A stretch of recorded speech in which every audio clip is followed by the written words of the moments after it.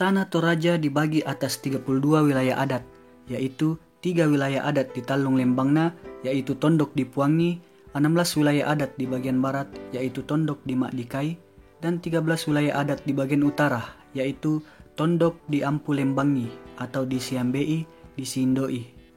Dari 32 wilayah adat itu, masih terbagi atas wilayah adat yang kecil, yang masing-masing mempunyai perbedaan-perbedaan di samping persamaan-persamaan yang ada.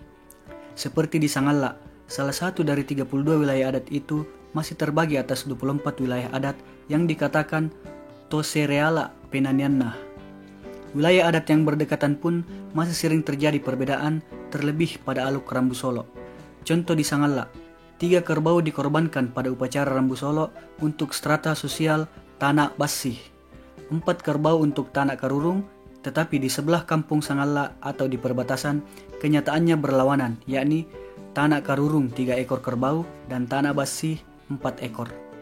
Perbedaan itu bukan sebagai akibat kondisi ekonomi dan kondisi lingkungan, tetapi semata-mata hanya persepsi yang berbeda-beda dari penganut ajaran itu sendiri.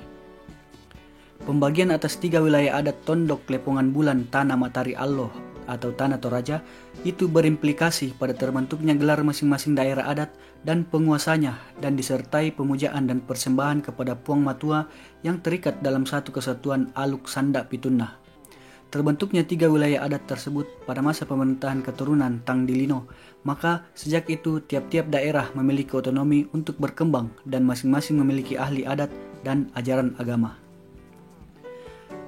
Untuk stratifikasi sosial, kelas masyarakat di Toraja ada yang berpendapat terdapat 3 kelas, yaitu Tanah Bulaan, Tanah Basih, dan Tanah Karurung.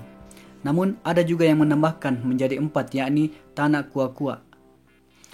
Dampak dari strata sosial dalam masyarakat khususnya dalam upacara Rambu Solo, yaitu bahwa antara tanah satu dengan lainnya mempunyai hubungan yang erat. Pelaksanaan upacara tidak lengkap apabila tidak ada Tanah Karurung dan Tanah Kua-Kua.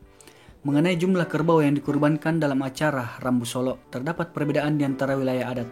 Contoh di wilayah Talu Lembangna, kalau 2 kerbau namanya di Tanduk Bulan, tetapi di wilayah utara kalau 2 kerbau itu untuk saluan anak, Tanah Karurung.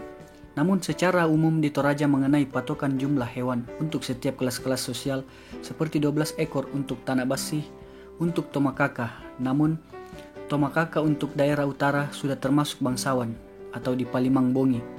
24 ekor untuk Tanah Bulaan, 7 malam untuk Puang atau bangsawan di Rapai. Namun perkembangan selanjutnya disesuaikan dengan keadaan ekonomi masyarakat dan adanya saroan. Ada juga wilayah di Toraja kalau 7 ekor kerbau yang dikorbankan pelaksanaan upacara sampai 7 malam di Papitung Bongi. Menurut Tang Dilintin, bahwa dalam kehidupan masyarakat Toraja terdapat struktur sosial yang terdiri atas 1. Tanah Bulaan, yaitu lapisan masyarakat golongan bangsawan tinggi sebagai pewaris yang dapat menerima sukaran aluk, yaitu kepercayaan untuk dapat mengatur aturan hidup dan memimpin agama. 2. Tanah Basih, yaitu lapisan masyarakat golongan bangsawan menengah sebagai pewaris yang dapat menerima kepercayaan untuk mengatur kepemimpinan dan melakukan kecerdasan. 3. Tanah Karurung, yaitu lapisan rakyat kebanyakan atau rakyat biasa yang menerima kepercayaan sebagai tukang atau orang-orang terampil. 4.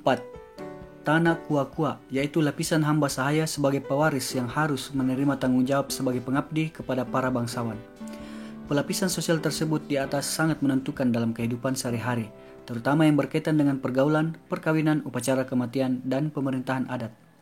Dalam upacara kematian, klasifikasi sosial tersebut dapat diukur dengan jumlah dan jenis kurban hewan yang dipersembahkan, yaitu Tanah Bulaan antara 12-24 ekor kerbau, Tanah Basih antara 6-12 ekor kerbau, Tanah Karurung antara 4-8 ekor kerbau, dan Tanah Kua-Kua adalah seekor babi, ayam, atau lebih menurut kemampuannya.